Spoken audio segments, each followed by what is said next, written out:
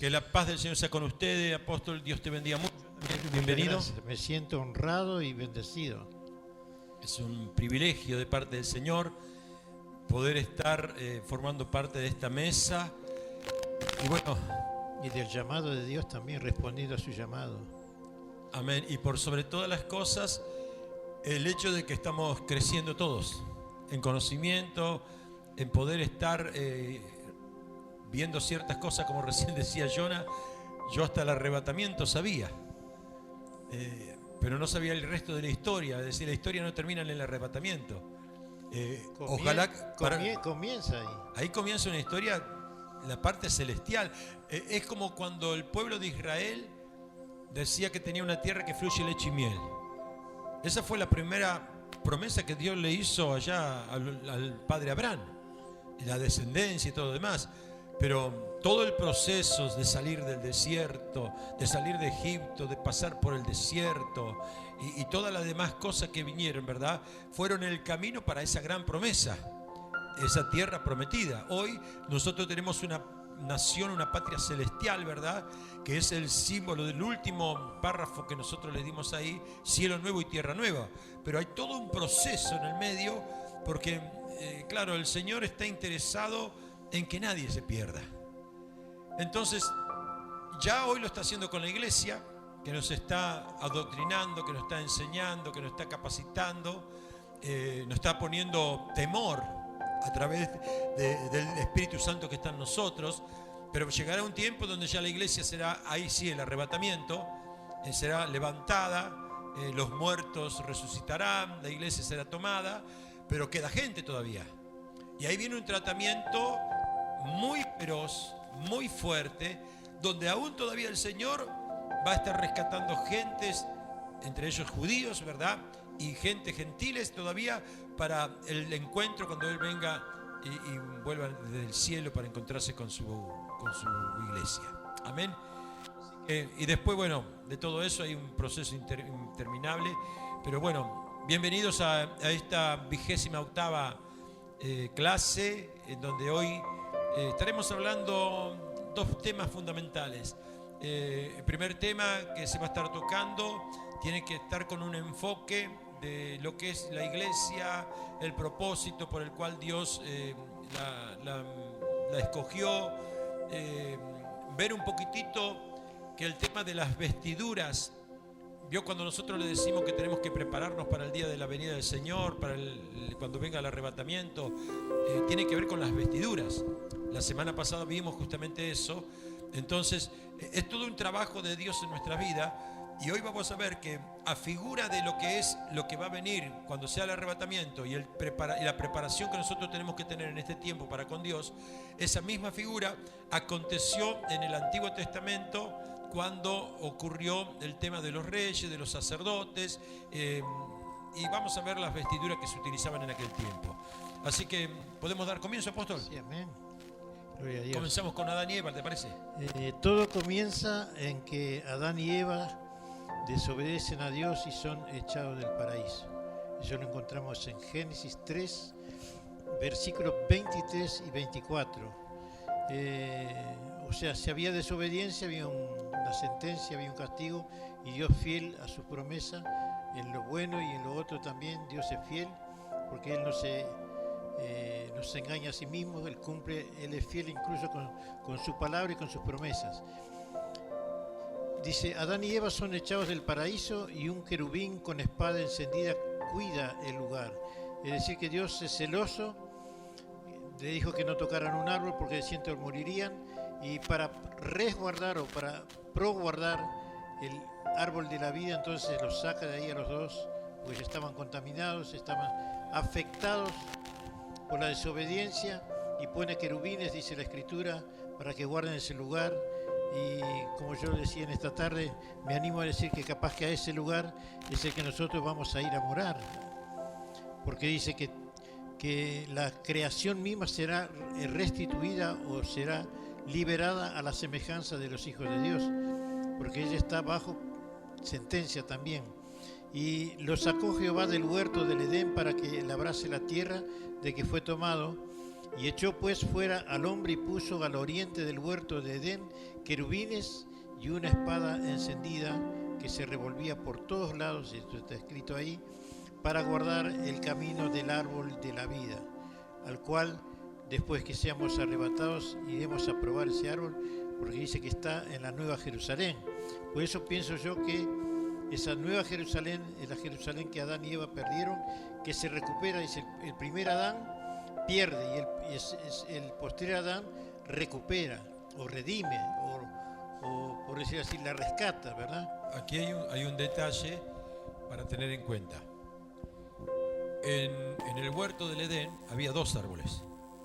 Uno que era el del conocimiento del bien y del mal, el de la sabiduría, y el otro que era el de la vida. El árbol de la sabiduría, del conocimiento del bien y del mal fue arrebatado, fue, ¿cómo se llama? Violentado, y se comió de lo que no se correspondía, ¿verdad? Porque estaba prohibido ese, ¿verdad? Pero había un árbol que es el árbol de la vida. Y nosotros estamos llamados para poder ser, o mejor dicho, estamos engendrados en ese árbol y por eso estamos aquí, para poder llegar al disfrute de ese árbol de la vida. Entonces, en el huerto, por eso el apóstol dice, yo creo que ese mismo es el mismo árbol que algún día disfrutaremos. En el huerto, Dios, una vez que saca a Adán y a Eva, pone querubines con espadas encendidas, cuidando de ese árbol de la vida. ¿Para qué? Para que cuando haya una redención a través de Cristo, ese árbol pueda ser entregado a nosotros y que nosotros podamos disfrutar de eso. Yo voy a leer Amén. un versículo para respaldar lo suyo. Yo leí el versículo 23, 24, pero el anterior dice así: y dijo Jehová Dios, he aquí el hombre es como uno de nosotros, sabiendo el bien y el mal. Ahora pues, que no alargue su mano y tome también del árbol de la vida y come y viva para siempre. Y nosotros vamos a comer y vivir para siempre. Por eso yo pienso que Claro, claro. de esa Jerusalén... Ahí está bien clarito. Faltó incorporar el 22.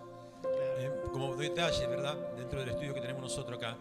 Porque claro, el 22 dice... Y acá dice Apocalipsis 22, 14. Claro, ya comió, ¿verdad? De ese árbol. Y Dios dice, no vaya a ser que vaya a comer del otro para que vivan eternamente. Porque ese es el propósito, que vivamos eternamente. O sea, los resguardó porque si nosotros comíamos o si Adán y Eva comían de ese otro árbol, ahora bien, estaban contaminados ya. 22, 14 de Apocalipsis dice: bienaventurados los que lavan sus ropas para tener derecho al árbol de la vida. Está todo claro. Amén. Y para entrar por las puertas en la ciudad, por las puertas, porque dice que los que entran por el muro y no en las puertas, pero ¿se acuerdan que hay una parábola que dice: ¿y tú qué haces aquí vestido si nadie te invitó? ¿Se acuerdan? Claro, que había entrado por otro. Claro. Había una fiesta. Entonces en no donde era presunción mía, es una revelación. lo expulsaron porque no estaba vestido de fiesta. Sí. Ahora vamos a ver un poquitito. Ahora vamos a entrar en eso. Claro, ahora vamos a entrar Detalles. en los detalles de la vestidura. De aquellos tiempos a figura de lo que hoy Dios nos pide a nosotros. Dice, no podemos entrar, queda claro que no podemos entrar a ese árbol si no es, como dice Apocalipsis 22:14, con vestiduras nuevas. Vamos a ver, o sea, vestidura nueva que estoy hablando de una transformación y restauración. Es decir, nosotros tenemos vestiduras que no nos sirven para entrar al reino de los cielos si no son transformadas.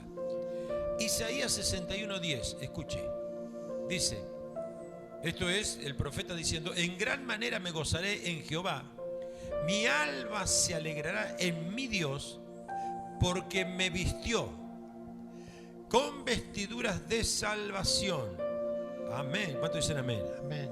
Me rodeó de manto de justicia, como a un novio me atavió y como a novia adornada con sus joyas. Mire de qué manera Isaías interpretaba la preparación de la iglesia o de nosotros para ese encuentro maravilloso. Es que a Isaías le dicen el evangelista del Antiguo Testamento, porque profetiza todo lo que va a suceder en el Nuevo, acerca del Cordero, acerca de la restauración del pueblo de Dios, todo él lo profetiza, ¿no? Coincidentemente, hay 66 libros en la Biblia y Isaías tiene 66 capítulos.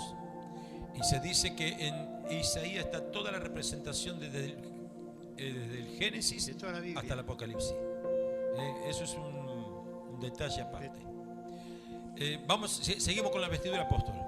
Amén. Segunda de Crónicas 34:22. Se habían hallado el libro de la ley, como tú dijiste hoy con respecto a esto, de que había una profetisa que hablaba de la ropa guardada, ¿verdad? Sí.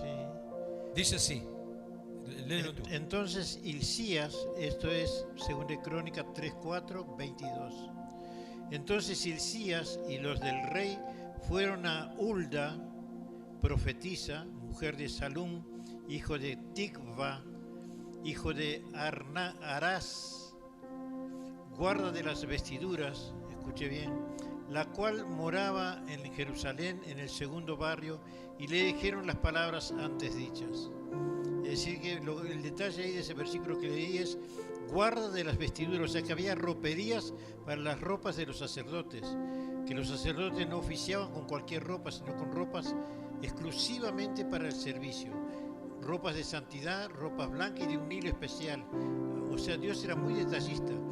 ¿Por qué era todo esto? Porque el pueblo de Israel era figura de lo que hoy es la iglesia.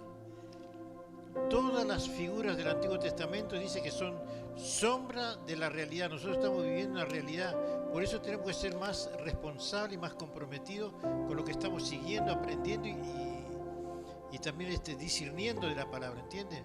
Porque es un acto único y último que va a suceder con la humanidad sobre este planeta. Vamos a ir viendo con el tema de las vestiduras. ¿Por qué? Estamos entrando ahí. Porque aquí estamos viendo de que había una profetisa, Hulda, que era guarda de las vestiduras de los sacerdotes. Ahora, fíjese el diablo como imitador, que también tenía sus guardas de sus vestiduras. ¿Quién se dio cuenta que cuando vemos ahí a los Umbanda, los de los templos, salen de blanco? Salen vestidos de punta de blanco, con las ropas tradicionales a la calle, a hacer los despachos, lo que sea, ¿verdad? ¿Blanco o celeste? Veamos también, claro, la Imanjá, sus vestiduras celestes. Veamos el tema de la gran prostituta, ¿verdad? El Vaticano, cuando ven los cardenales, todas esas vestiduras tremendas, ¿verdad? Estamos viendo de que ellos conocen también de que hay vestiduras también que Satanás utiliza. Y fíjese lo que dice Segunda de Reyes 10:22. Jehú, le comento, Jehú fue uno de los reyes que fue ungidos por Elías, perdón. Elías, cuando se quería morir, Dios le dice, no, vamos a hacer una cosa, no te mueras, tomá, comé, bebé, largo camino te espera, porque tenés que ungir a tu sucesor, que era Eliseo. Tenías que ungir al rey de Israel y a Jehú, el rey de Asiria y el rey Jehú. ¿Para qué? Para poder destruir a los Baales. Ese era el propósito de aquel tiempo. Era un vengador en las manos de Dios. Exactamente, eran herramientas. Un justiciero, por el carácter que él tenía y porque arremetía de tal manera que daba muerte a todos los adversarios, no dejaba ninguno con vida. Y aquí está justamente en parte en 2 de Reyes 10:22 habla del exterminio de los cultos de Baal. Fíjese lo que decía. Entonces dijo al que tenía a cargo de su vestidura. Estamos hablando ya no de Dios, no de los sacerdotes. Estamos hablando de los Baales, de los sacerdotes de Baal.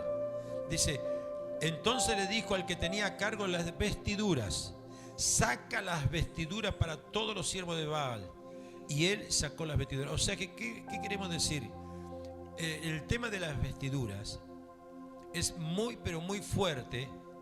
Porque así como nosotros debemos conquistar un reino, Satanás también viste a sus sacerdotes para conquistarlos a sus dioses. ¿Se entiende esto, verdad? Esto es muy importante que entendamos, porque de esta manera vamos a poder entender el tema de las vestiduras. Creo que estamos hermosos como lo estamos llevando adelante, apóstol. Sí. Ezequiel. No, incluso falta todavía un versículo que dice, cuando los sacerdotes entren, o sea, los de Baal, no saldrán del lugar santo al atrio exterior. No. Eso es Ezequiel. Ya estamos entrando en Ezequiel, sí, el tabernáculo. Ezequiel 42, sí, perdón. Cuando los sacerdotes entren, no saldrán del lugar santo al atrio exterior. O sea, no se contaminarán con el ambiente, con lugares que no sean de donde se ofrezca sacrificio a Jehová. Ezequiel 42:14. Sino que allí dejarán sus vestiduras con que ministran, porque son santas, y se vestirán otros vestidos, y así se acercarán a lo que es del pueblo. Es una distancia que se pone, ¿verdad? Hoy hablamos a la tarde que podemos ver esa figura, digamos, de ese componente de las túnicas o vestiduras o de sacerdotal. Cuando Jesús andaba entre la gente, la mujer de que tuvo flujo de sangre dice que si tocara tan solamente su vestido sería sano. ¿Se acuerdan ustedes? Es decir, que son vestiduras especiales para un servicio que tienen un contenido espiritual. No es solamente, digamos, adornar o cumplir esa función de, digamos, de vestir, sino también acompañan en cuanto a su sentido, en cuanto a su propósito, la santidad o la limpieza o la pureza o la consagración a Dios. Todo lo que sea consagrado a Dios, los judíos o el pueblo de Dios, o Dios mismo exigía que fueran al pie de la letra. Eso que acaba de nombrar él corresponde a Jesús, pero después sucedió con Pablo, sucedió con Pedro. Pablo también dice que llevaban las ropas de Pablo y cuando esas ropas tocaban a los enfermos eran sanados. La ropa de Pablo, la ropa del sacerdote, que igual que usted y yo, que somos llamados para ser sacerdotes, ¿no? Hay personas, hoy día ustedes pueden ver, tal vez cuando ven en YouTube algo así, a Benny Hinn, que usa ropa blanca para administrar. ¿Se han fijado ese detalle? Los que lo han visto o los que lo conocen, bien. Hay vestiduras de administración, Ezequiel 44, versículos 17, 19. Capítulo 44 de Ezequiel, versículos 17 y 19.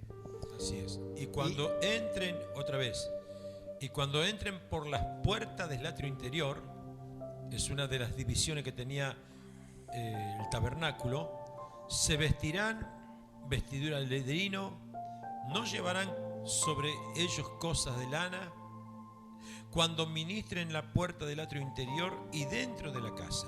O sea, esa vestidura será de lino de la casa y nada más que para eso. Turbante de lino tendrán en sus cabezas, calzoncillos de linos, hasta los calzoncillos estaban como según sobre sus lomos. No se ceñirá cosa que les haga sudar. Y cuando salgan al atrio exterior, ahora ya estamos hablando la vestidura hacia afuera.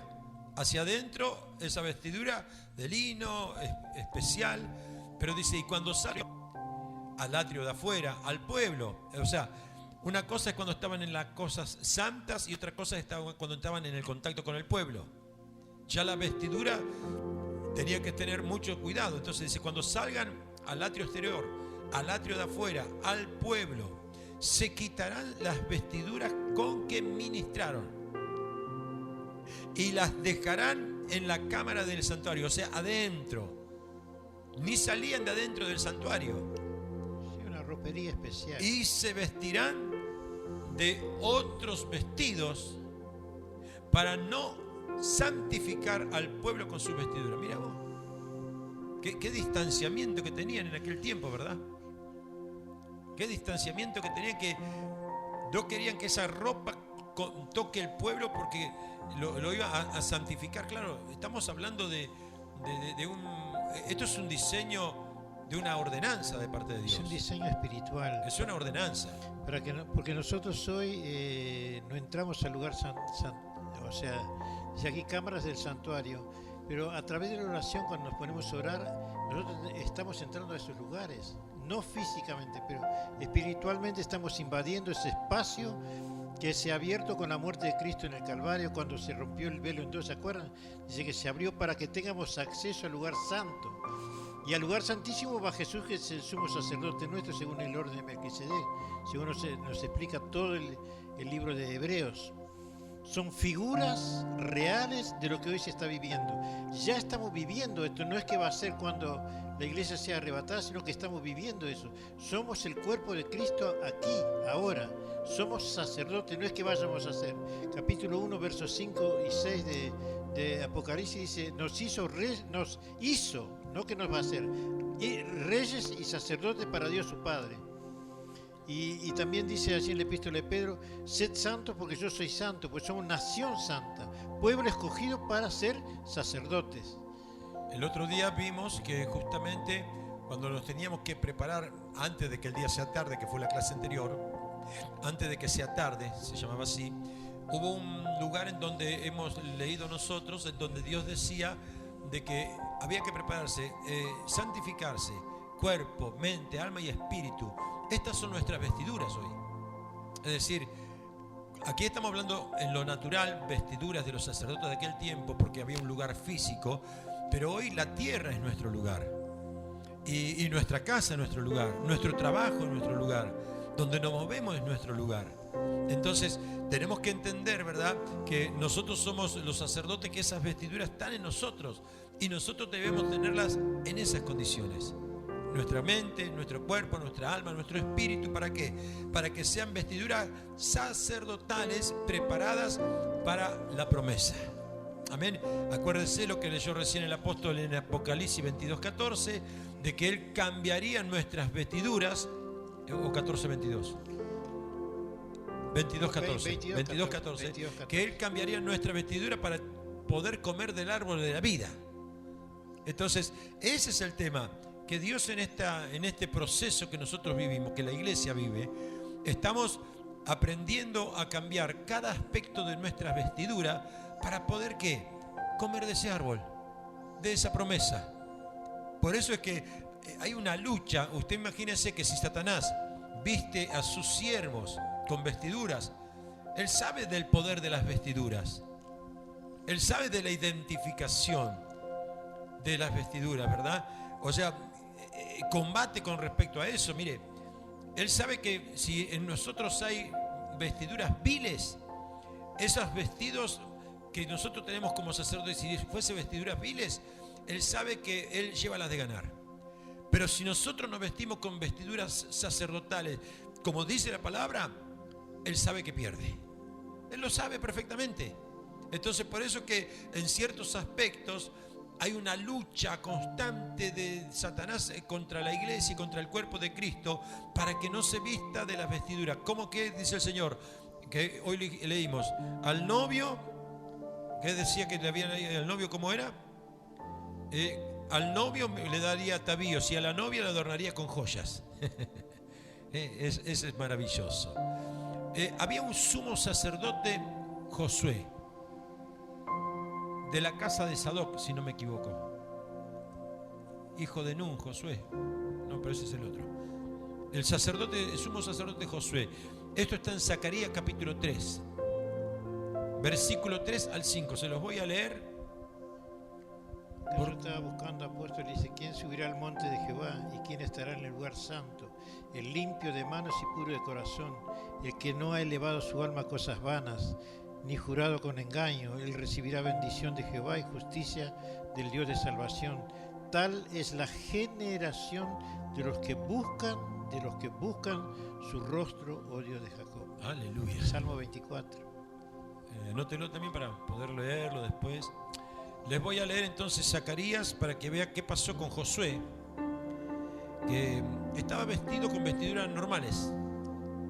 Y Dios dijo, estas vestiduras normales no son para el propósito para el cual te escogí. Y dice así, versículo 3, y Josué estaba vestido con vestiduras viles. Zacarías 3, versículo 3 al 5. Y estaba delante del ángel. Y el ángel habló y mandó a los que estaban delante de él diciendo, quitadle esas vestiduras viles. Y a él le dijo, mirá, que he quitado de ti tu pecado.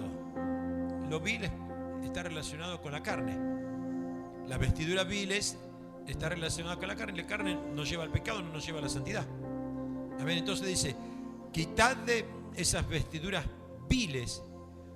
Y he aquí, le dijo, mira que he quitado de ti tu pecado y te he hecho vestir con ropas de gala. Aleluya. ¿Cuánto dicen gloria a Dios?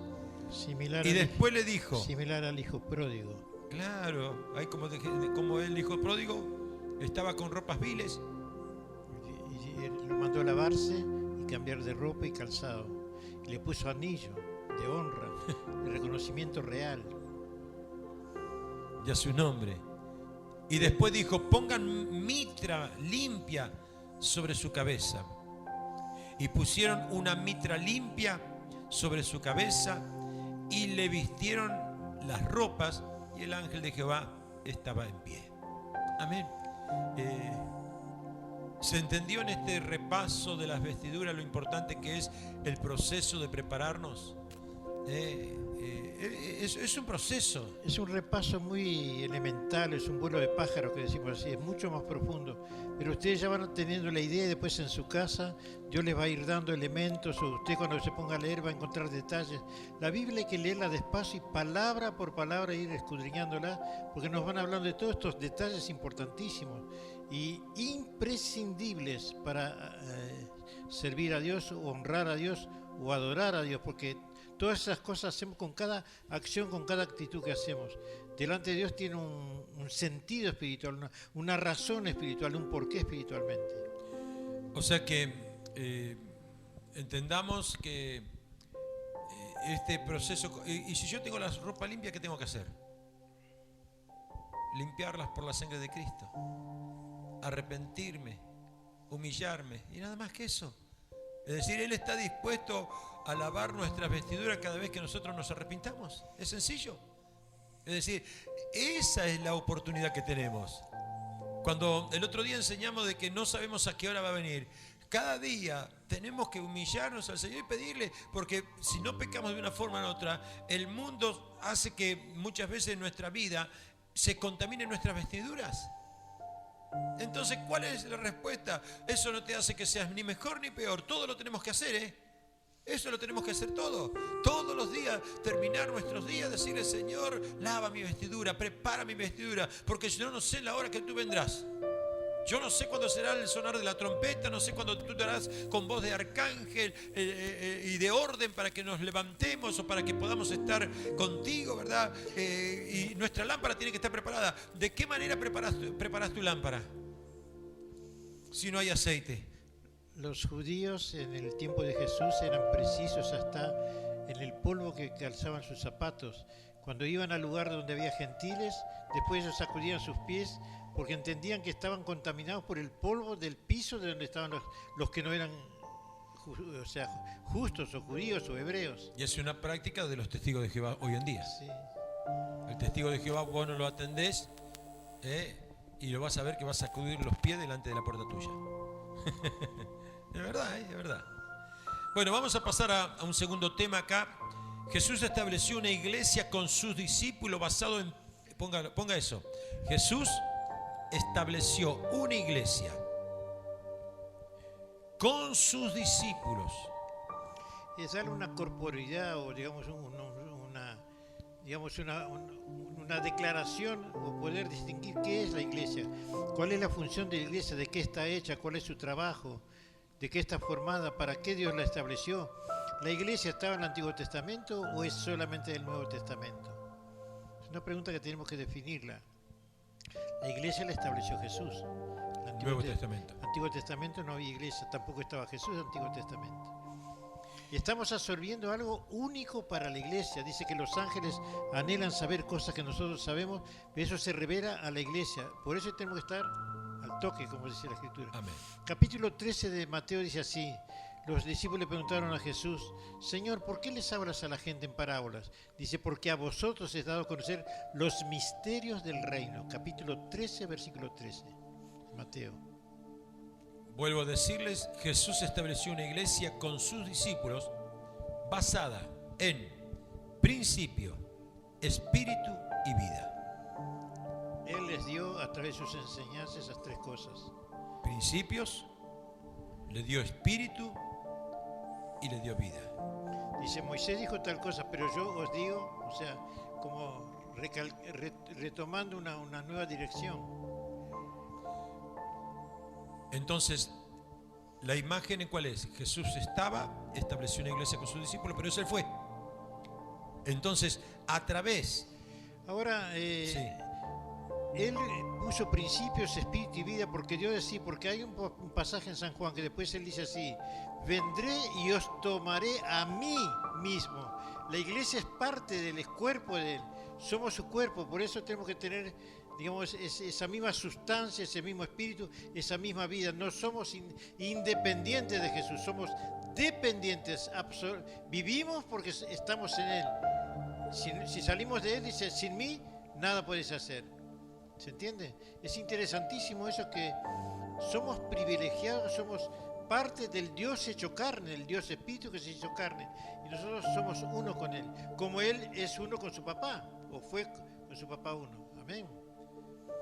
el propósito, y les digo esto, Jesús estaba con sus discípulos, forma la iglesia con principios, pero Él se fue. Entonces, ¿qué somos hoy que nosotros somos iglesia? ¿Cuál es nuestra función? Es el cuerpo visible de Él. Lo que Él engendró en nosotros, lo que Él transmitió y se fue transmitiendo de generación en generación por vínculos del Espíritu Santo, era que faltaba Jesús, pero los principios, el Espíritu y la vida de Jesús permanecían. Sobre esta roca edificaré mi iglesia. La roca es Él. Por eso Pablo dice, el fundamento, dice capítulo 3 de Corintios, el fundamento es Cristo. Y nosotros sobre edificamos, seguimos agregando por el conocimiento de la palabra, que es lo que estamos haciendo en esta noche. Queremos crecer en madurez e interpretación del propósito y fin de la iglesia. Que nosotros somos iglesia y el mundo está esperando por esta iglesia que se manifieste como tal. Podemos decir entonces que si somos lo visible de Él, tenemos que reflejarle la bendición de poder tener, respetando valores de Él y la mentalidad de Él, que es lo que hoy está en juego en la sociedad: perder los valores y no tener una mentalidad cristiana. El mundo quiere establecer eso, que no haya valores. Entonces, ¿qué pasa? Los que somos llamados como iglesia, que se pierdan las referencias. Claro, los que somos llamados como referencia para poder estar llevando adelante la imagen de Cristo, entonces ahí estamos teniendo que respetar sus valores y su mentalidad. A los judíos, Pablo le dijo: vosotros sois de vuestro padre el diablo. Jesús le dijo: vuestro padre es el diablo, porque si fueses hijo de Abraham, las obras de Abraham haría. ¿Por qué? Porque no habían mantenido ni los valores, no habían mantenido ni la mentalidad, y sus actitudes no reflejaban. Lo que Jesús hizo fue establecer en Él la iglesia, en sus discípulos, para que su mentalidad, para que sus valores, principios, espíritu y vida puedan ser transmitidos y puedan ser reflejados a través de nosotros. Ahora es muy importante tomar esa adopción, porque no hay que olvidar que Dios quiere habitar en nosotros. En el Antiguo Testamento se manifestaba en el monte Sinaí y se manifestaba en el tabernáculo, pero ahora Él quiere manifestarse a través de la iglesia. Y dice que los misterios del reino son dados a conocer a través de la iglesia a las potestades celestiales, y para que todo hombre venga al conocimiento de la verdad, dice así en Romanos capítulo 16 al final, versículo 25 hacia abajo, versículos 25 y 26 y 27. 16, 25, 26, 27 de Romanos, que son misterios que estuvieron escondidos desde tiempos y tiempos y tiempos, pero ahora a Dios le ha agradado revelarlo a todo hombre para que venga al conocimiento de la verdad a través de la iglesia. Hay una tarea a hacer importantísima, no nos podemos dormir. Cuerpo visible, reflejándolo a Él. Entonces, ¿qué pasa? Jesús le da al cuerpo vida, le da poder, le da dependencia y le da funciones. Anótelo. Jesús a la iglesia le da vida, le da poder, la hace dependiente, pero le da funciones. Eso es la imagen de la iglesia hoy sobre la tierra. Por eso Él dice: os doy todo poder, sobre todo poder del enemigo, sobre toda potestad, para que os seáis serpientes. Pero sobre todo dice Que nuestros nombres, ¿se acuerdan? Estén anotados en el libro de la vida, sobre todo eso. Que no nos quedemos con la gloria que le pertenece a Él. Amén. La usamos, pero sin tomarla para nosotros, le pertenece a Él. Nuestra gloria es que nuestros nombres estén en el libro de la vida. Un cuerpo con vida, un cuerpo con poder, un cuerpo con dependencia y un cuerpo que funciona. Esa es la iglesia. Ahora, ¿cuándo la iglesia es poderosa? Hay una sola forma. La iglesia es poderosa cuando está conectada con Él. ¿Cuándo usted y yo somos poderosos? En Cristo todo lo puedo, que me fortalece. No hay otra posibilidad. Hay gente que... Según el poder que actúa en vosotros, dijo Pablo. Hay gente que quiere ser poderosa, pero no estar conectada con el dador de la vida. A su manera. Y defienden sus posturas. Claro, la defienden en forma natural. Y separados de Dios, por eso en aquel día dice, no os conozco. Pero en tu nombre hicimos, sí, pero no los conozco. Ustedes estaban separados de mí. Hicieron por la de ustedes. Por eso dice, no buscando lo suyo propio, sino lo que es de Cristo, dice la Escritura, ¿verdad? Pues estamos, dice, Él murió por todos y ahora los que vivimos, vivimos por aquel que murió. O sea, estamos suplantándolo en la función, porque Dios estaba reconciliando al mundo consigo mismo. Ahora lo hace a través de la iglesia. ¿Se entiende? Anote, Capítulo 5 de Corintios. anote esto. Ya poderosa porque está conectada con Él, lo puso. Es santa solamente si está rendida a sus mandamientos. Cuando digo mandamientos, digo ordenanzas, preceptos. Entra todo. Es pura si no se mezcla con el mundo. El mundo la contamina. Y crece, ya lo voy a repetir después, si está ligada a Él. Al igual que la vid con los pámpanos. Vuelvo a leerlo para que puedas tomar nota. La iglesia es poderosa si está conectada con Él. Es santa si está rendida a sus mandamientos, ordenanzas, preceptos. Es pura si no se mezcla con el mundo. Y crece si está ligada a Él. Al igual que la vid y los pámpanos. Yo soy la vid verdadera.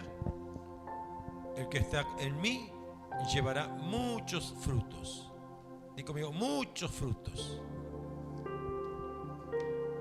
Estamos dando características de la iglesia que el Señor formó y estableció con sus discípulos, ¿verdad? Es templo de Dios, si quieren anotarlo. Es esposa. Si quieren saber cómo Dios santifica la iglesia, San Juan 17-19. A través de la palabra. Su palabra nos va limpiando por dentro porque es agua que limpia, que lava. San Juan, Evangelio 17-19. Santifícalos en tu verdad, dice. ¿Qué es la palabra? Tu palabra es verdad, santifícalos a través. Cuanto más usted lee, cuanto más usted escucha palabra, usted se va santificando, porque eso va tomando cuerpo dentro suyo, va tomando autoridad, va llenando, va nutriéndole de esa naturaleza divina y va transformando su naturaleza espiritual que está dentro suyo. La iglesia es templo de Dios, es esposa, carne de su carne. Y cuando decimos carne de su carne, es santa, porque Él es santo. Yo soy santo y vosotros sois santos. Sed santo porque yo soy santo. Sed santo, correcto. Ahí está. Es una orden, ¿no? Sí. Sí, una preposición, indicativo del imperativo de tercera persona. La función que tiene la iglesia. Estamos cerrando el tema de la iglesia para que veamos qué tan importante es en este tiempo. Es decir, la iglesia como iglesia tiene que funcionar para que las vestiduras sobre la tierra cambien. Y una iglesia que está conectada como corresponde con Dios en estas condiciones que estamos hablando, empieza a cambiar sus vestiduras. Y marca una diferencia. Y marca la diferencia, exactamente. El papel de la iglesia es manifestar a Cristo a través de la moralidad y la adoración. Por eso a Pedro le dijeron, tú hablas igual que él. Cuando él estaba calentándose las manos Y una chica dice, este es uno de ellos. Dice, no, yo no conozco a tal hombre. Dice, sí, pero hablas igual que él, igual que Jesús. No hay adoración genuina si no hay santidad. La iglesia no tiene gobierno propio, porque no es independiente, sino que la cabeza es Cristo. Como lo es del matrimonio, eso nos dice en Efesios capítulo 5, que habla que el varón, que en este caso es Cristo, es cabeza de la iglesia, como lo es el esposo, cabeza de su esposa. Me acuerdo cuando yo comencé en los caminos del Señor, había una expresión de aquel tiempo que utilizaban, no, lo que pasa es que el misionero se sentó en el trono de Dios, como diciendo, ocupó el lugar de Dios, ¿verdad? Bueno, algo similar acá, ¿no? La iglesia, si no tiene gobierno que sea de Dios, Es un gobierno teocrático, el gobierno de Dios. la cabeza es Cristo, que la cabeza es Dios. Es un organismo que es diferente a organización. Organismo es un órgano de nuestro cuerpo. Una organización es un sistema. Sí, es creado, la organización es creada. El organismo se da por sí mismo. El organismo está tan bien compuesto nuestro que el corazón no funciona si no hay unos pulmones que funcionen como corresponde para que entre el oxígeno, para que salga el dióxido de carbono. No hay posibilidad de que pueda haber un sistema urinario como corresponde si no hay un hígado, un riñón, eso lo habla Romanos, vejiga. que Romano dice, es como un cuerpo que teniendo muchos miembros, ¿verdad? Uno es ojo, otro es dedo, y si ninguno puede decir yo no te preciso, o tú sin mí no puedes reinar, porque están todos sincronizados en el cuerpo de Cristo. Aquí esta característica, siquiera anótela. Como es un organismo, los miembros se conectan unos a otros, pero no se mandan unos a otros, se complementan. Te lo vuelvo a repetir. Como es un organismo, de un órgano, de un cuerpo, los miembros se conectan unos a otros, pero no se mandan unos a otros, se complementan. Amén. No es quien mayor manda, sino que dijo Jesús que cada uno guarda su lugar, pero ninguno manda. Los discípulos le preguntaron a Jesús, ¿quién será el mayor de nosotros? Y discutieron entre ellos por eso. Y una mujer vino y quiso que uno de sus hijos, uno tuviera a la derecha, y Jesús le dijo, no es mío el darlo. O sea, es el servicio el que te propone poner en lugares de honra. Y un aspecto más, que pueden anotarlo ahí, se sostiene como órgano, no hace falta que venga a ser sostenida por nadie. Por eso el Espíritu de Dios, amén, la sostiene, pero cumple una función dentro de un cuerpo que ya no es a nivel persona, no es a nivel familia, no es a nivel de una nación, sino que es a un nivel mundial. Por eso es universal, para todos. Amén. Es orgánica, pero cumple una función que es dentro de un cuerpo general, principal, que es el mundo. Amén. ¿Ha quedado más o menos el tema de vestimenta y de la iglesia presentado? Amén. Quisiéramos conseguir un lugar de preeminencia en el reino de Dios, no podemos. Dice, someteos a Dios y Él os exaltará cuando fuere tiempo, confirmará, establecerá y respaldará. Amén. Todo lo hace Él. O sea, porque Él conoce cómo somos por dentro. Yo creo que ni nosotros, si nos analizamos, nos conocemos realmente como Él nos conoce. Porque Él conoce los pensamientos antes que nazcan en el corazón. Esta clase se llama Los últimos días, los tiempos finales, que se va a dar en dos clases. Hoy una parte y la próxima vez el resto. Hasta aquí dimos una parte, pero nosotros les entregamos un material a ustedes. Y ahora van a tener que trabajar en ese material dentro de un ratito. Yo ya les voy a decir cuándo va a ser. Ojalá comencemos a utilizar esas ropas espirituales y vamos a levantar la calidad del culto cuando adoremos los domingos. Porque como venimos con esa mentalidad, con esa disposición, con esa delicadeza, con esa entrega, con ese compromiso, con esa adoración. claro, tiene que haber frutos. Si yo preparo mi vestidura, este domingo tenemos reunión ministerial, tenemos Santa Cena, tenemos día de primicia, y qué bueno sería que pensar ya a partir de ahora, después de esta clase, decir, yo voy a prepararme para tener un disfrute el domingo. A Moisés le dijeron, quita las sandalias de tus pies porque el lugar que tú pisas santo es. O sea, no vengas como estás de costumbre, porque venís contaminado. Subí al monte, pero no olvidemos que nosotros también vamos a ir al monte de Jehová. ¿Sabían eso? Al verdadero monte. Dice Apocalipsis. No sé si ustedes lo leyeron. Bueno. Al monte de Sion. Es así, pasamos a la tercera etapa de esta enseñanza. Dice la historia de los últimos días, por así decirlo.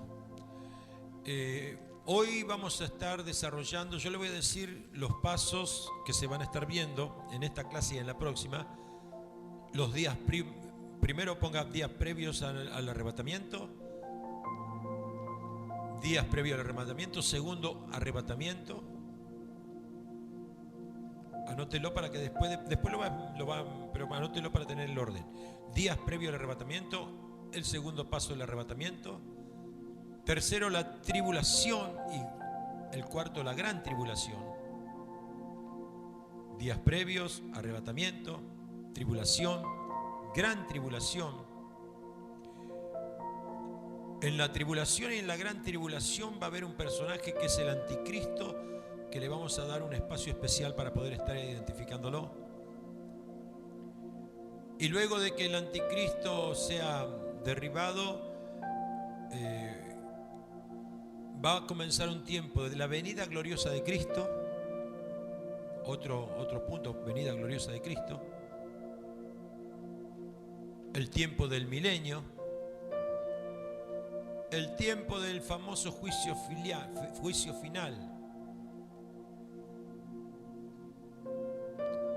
Y el cierre maravilloso, la promesa celestial de cielo nuevo y tierra nueva. Amén. Días previos, arrebatamiento, tribulación, gran tribulación, anticristo, venida gloriosa de Cristo, milenio, juicio final y el cielo nuevo y tierra nueva.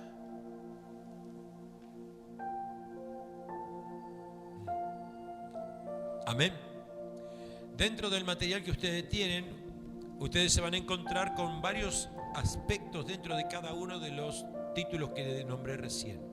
Ahora sí, si quieren pueden tomar la hoja, porque hoy le vamos a pasar a enumerar, por cuestiones de tiempo, le vamos a pasar a enumerar de cada uno de los puntos. Ustedes en el costado que les sigue va a anotar los versículos que hacen referencia.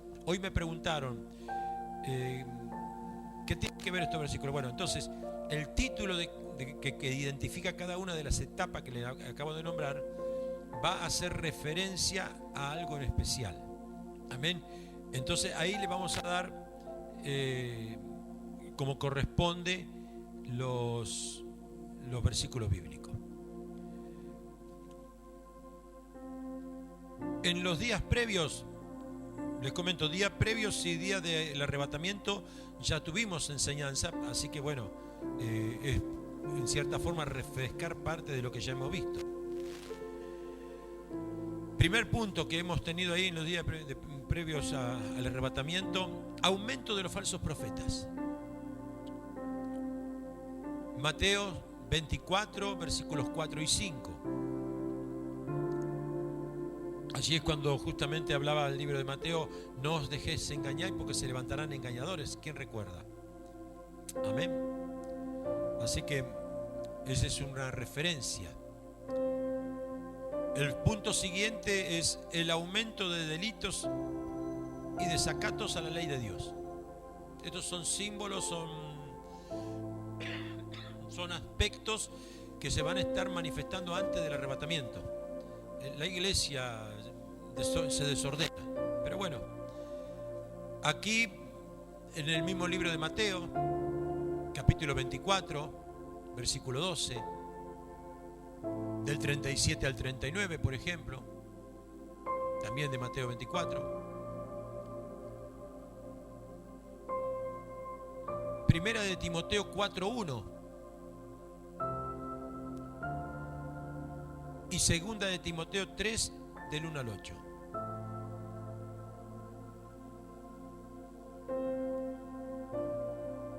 Mateo 24:12, primera de Timoteo 4:1, segunda de Timoteo 3:1-8, 3 del 1 al 8.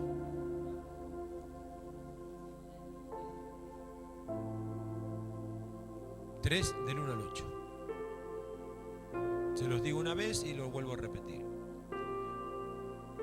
La tercera habla del aumento de guerras, hambres y terremotos. El libro de Mateo lo habla en el capítulo 24 del 6 al 8. Mateos 24 del 6 al 8. Marcos capítulo 13, versículos 7 y 8. Y Lucas 21:9. Les repito, Mateo 24, 6 al 8, Marcos 13, versículos 7 y 8, y Lucas 21:9. El cuarto punto, que será una de las características de este tiempo, es el decaimiento del amor y del afecto familiar. Lo estamos viendo, ¿verdad? Esto está existiendo. El mundo quiere engañar poniendo rudimentos y que hacen destrucción del amor en la familia, de la unidad, de los principios. Mateo 10:21, Mateo 24:12, Marcos 13:12 y segunda de Timoteo 3 del 1 al 3. Les repito, Mateo 10:21,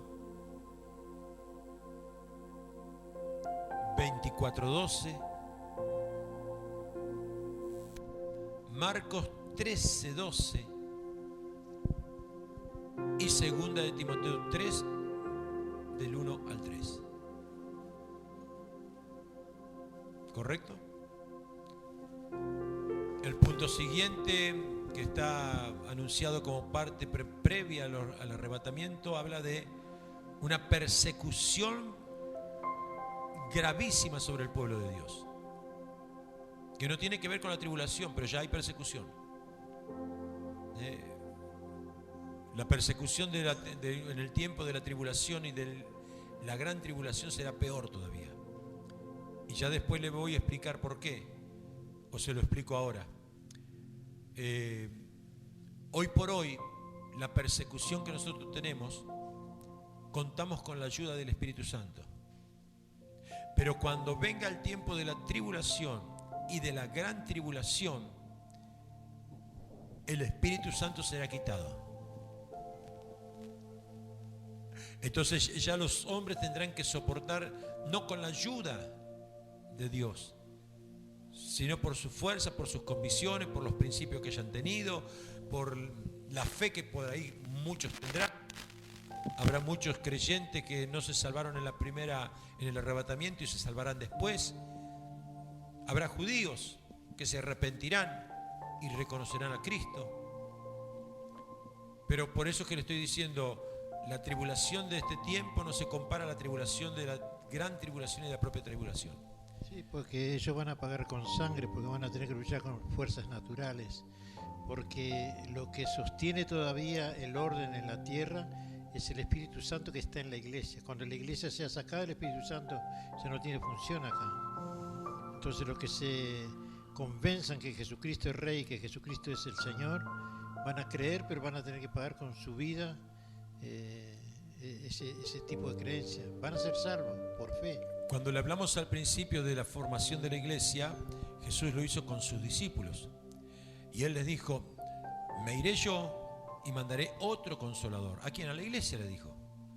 Cuando la iglesia sea levantada y arrebatada, no tiene sentido de que el Espíritu Santo de Dios vuelva a estar, porque ya no fue enviado para la iglesia. Estará en vosotros y con vosotros, que el mundo no conoce ni le ve, pero ustedes, dice, les va a enseñar, recordar, revelar y consolar. Esta charla y esta enseñanza, si la prestamos con la atención debida, nos arma un rompecabezas en nuestra cabeza. Va juntando las piezas.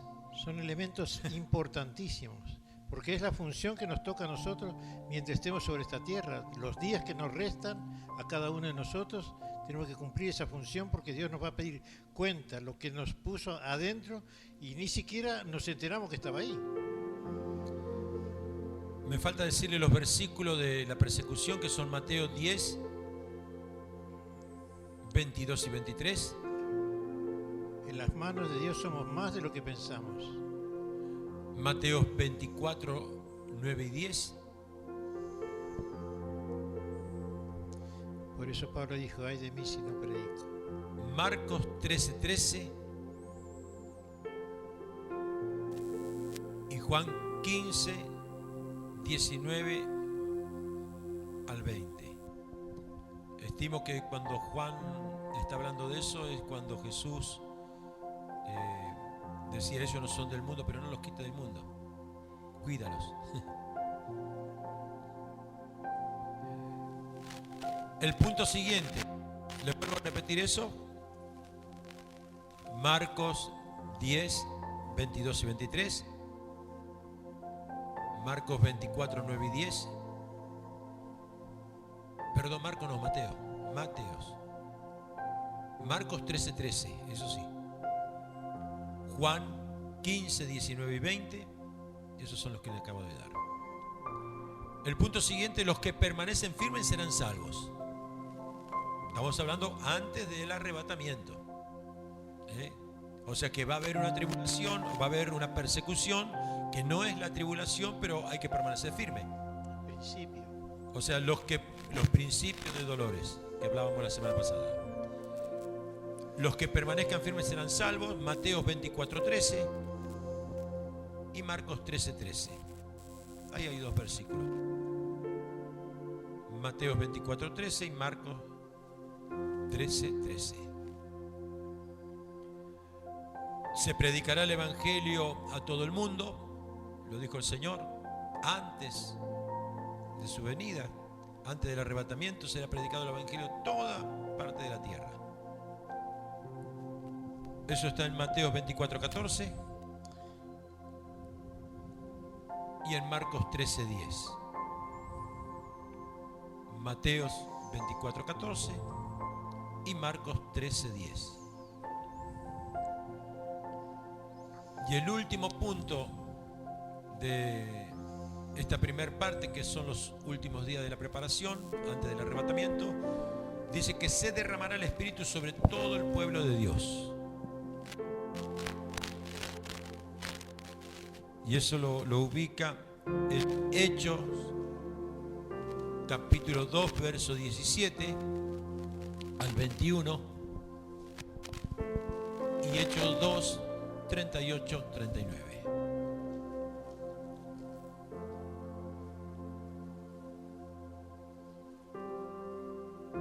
Les repito, Hechos 2, 17, 21 y Hechos 2, 38 y 39. Estos son los principios de dolores, pero viene el arrebatamiento y es el segundo paso cronológicamente que vamos a estar llevando adelante hoy para que tengan y tomen notas. Los creyentes deben estar preparados y a la espera de este suceso eminente. Amén. Estos son temas que lo hemos visto la semana pasada y en la otra. Mateos 24 del 42 al 44.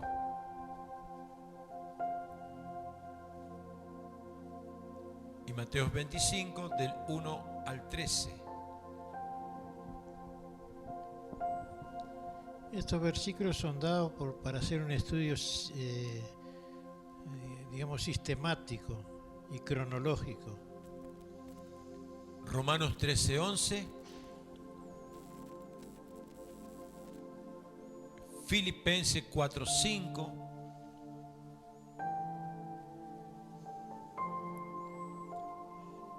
Primera de Tesalonicense. Allí es 1:10 y 4:16 al 18. Tito 2:13.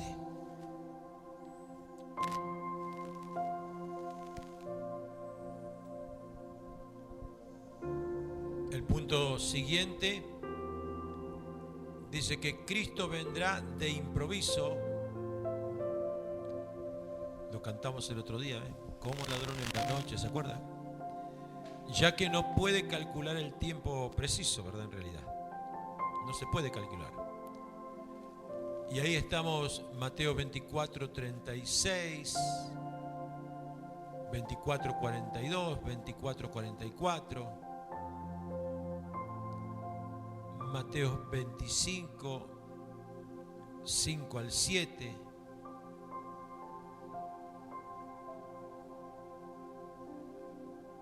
Marcos 32 al 37. Marcos 13, perdón, correcto. 32 al 37. Y Lucas 12 del 35 al 46, ya les repito. Les vuelvo a repetir. Mateos 24, versículos 36, 42, 44. Mateos 25, del 5 al 7. Marcos 13, del 32 al 37. Y Lucas 12, del 35 al 46. Algo que ya vimos también es el punto siguiente que dice: Cristo vendrá por los creyentes que estén en la tierra en ese tiempo. Lucas 21:36. Primera de Tesalonicense 1:10. 4:15 al 17.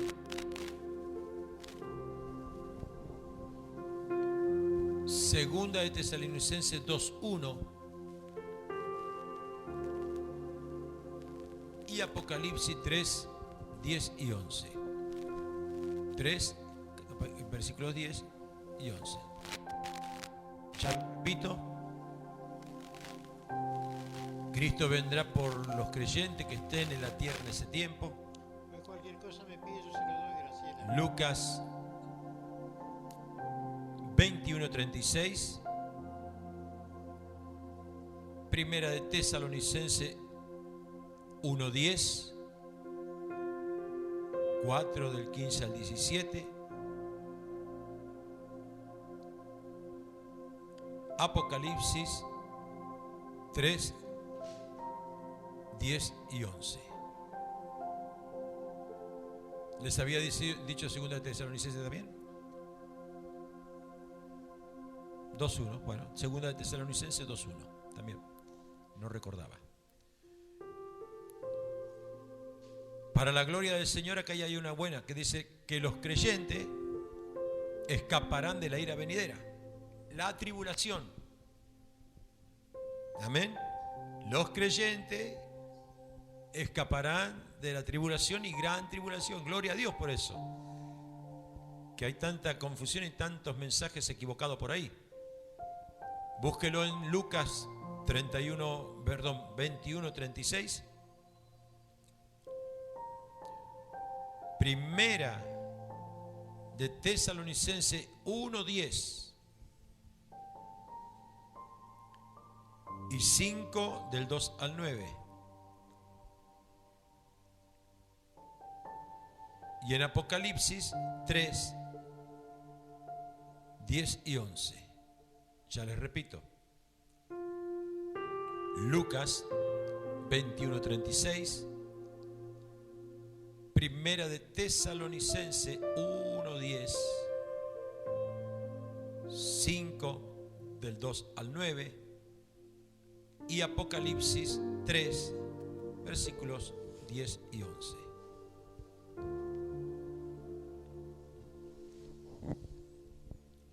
Los creyentes que estén vivos recibirán cuerpos transformados. Romanos 8:23.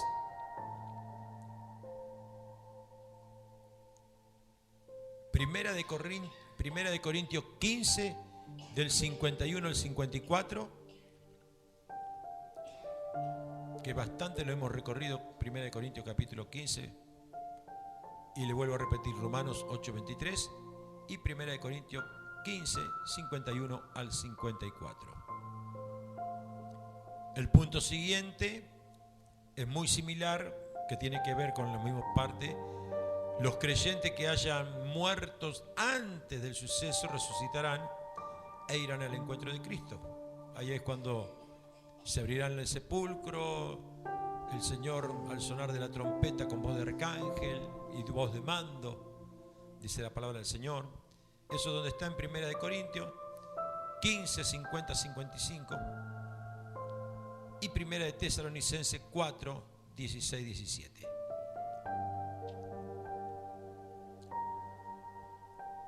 Primera de Corintios 15, 50, 55 y Primera de Tesalonicenses 4, 16, 17. Todo esto tiene que ver con el tiempo del arrebatamiento. Cristo juzgará a todos los santos del arrebatamiento. Juan 5, 22. Romanos 14, 12. Y segunda de Timoteo 4:8. Juan 5:22. Romanos 14:12. Y segunda de Timoteo 4:8.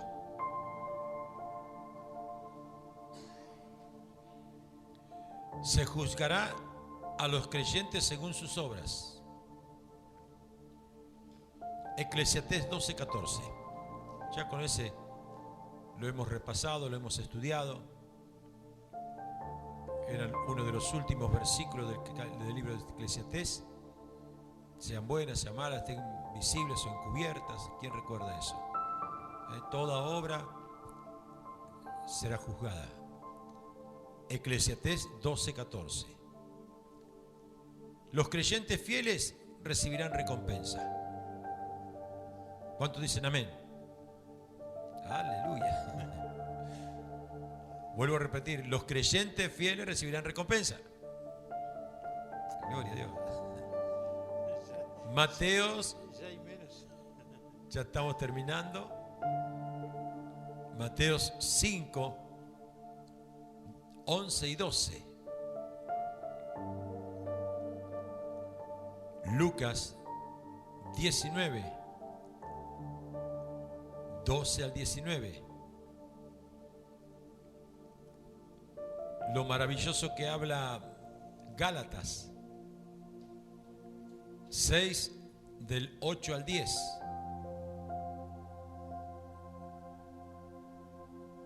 Y en el libro de Hebreos 6:10. Les repito, Mateos 5, 11 y 12. Lucas 19, del 12 al 19. Gálatas 6, del 8 al 10. Y Hebreos 6:10. Y el último punto: hay creyentes que no van a ser tan fieles. pero eso no impedirá que puedan ser tomados. Amén.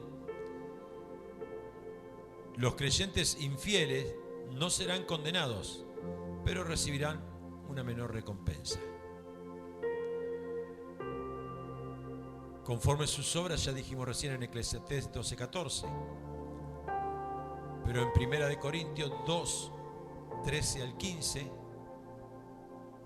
hay una referencia. En Colosenses 3:25 y en 1 Juan 2:28. Vuelvo a repetir, Eclesiastés 12:14, 1 Corintios 2, 13 al 15, Colosenses 3:25 y 1 Juan 2:28. Amén. Cualquier aclaración después la podemos hacer fuera de la clase. ¿Han tomado nota todos? Hasta aquí vamos a estar entregando hasta el día de hoy, porque me parece correcto poder estar llevando esta clase hasta lo que hemos visto, que fue el arrebatamiento. Y la próxima clase vamos a entrar en la tribulación, gran tribulación. Vamos a entrar directamente, no va a haber preámbulo, no va a haber vestidura.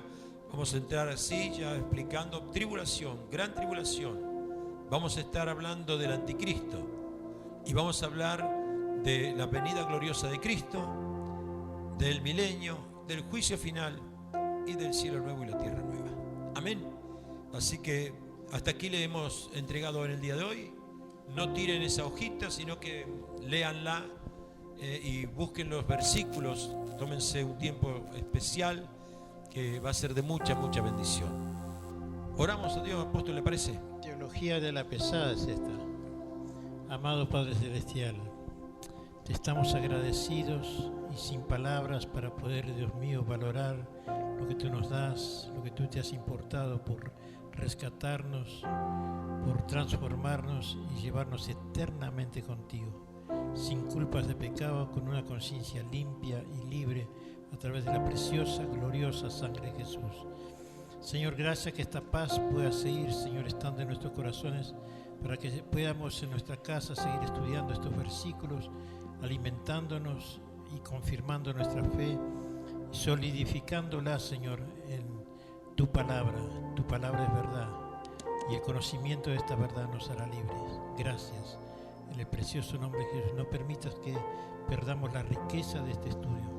Por amor a Jesús te lo pedimos y te lo agradecemos.